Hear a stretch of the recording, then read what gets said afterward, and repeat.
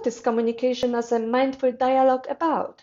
This video will show you how individuals engage in communication, highlighting the dual nature as both social and private beings. In the framework of mindful dialogue, identity plays a crucial role. It is our sense of being distinct from the external world and others reflected in the way we dress, our facial expressions, and our behaviors. Yet we also have a strong sense of membership in society, feeling connected to the world beyond ourselves. This duality constructs our concept of self, divided into two facets, I and me. The I represents the creative and somewhat unpredictable part of our persona. It's the impulsive self, craving meaningful interactions and actions with others. This part of us is retained as somewhat private. In contrast, the me is our socially constrained self. It reflects our adherence to societal norms, our roles within the community, and our efforts to meet associated expectations.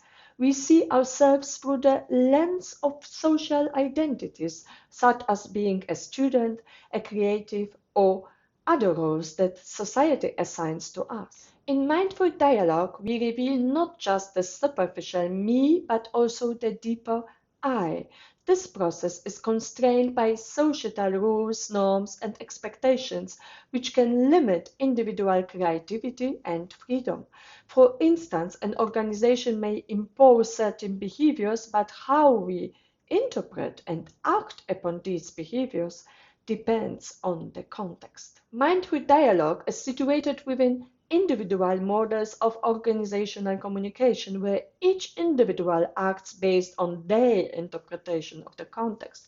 One person might see a situation as threatening, feeling anxious, while another may not even register it as noteworthy.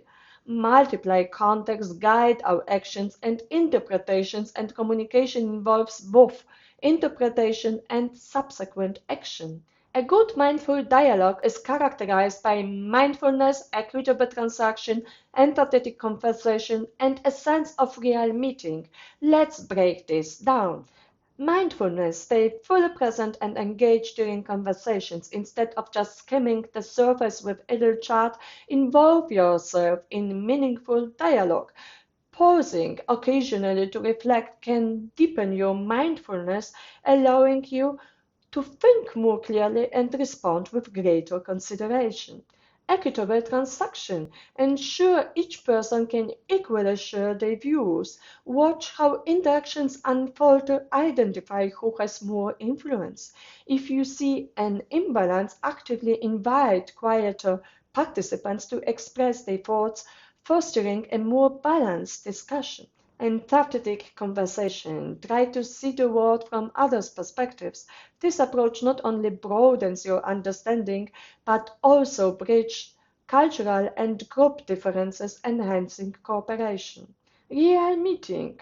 Value everyone's contributions, regardless of their roles or opinions. Recognize each person as an integral part of the community, promoting inclusivity and unity.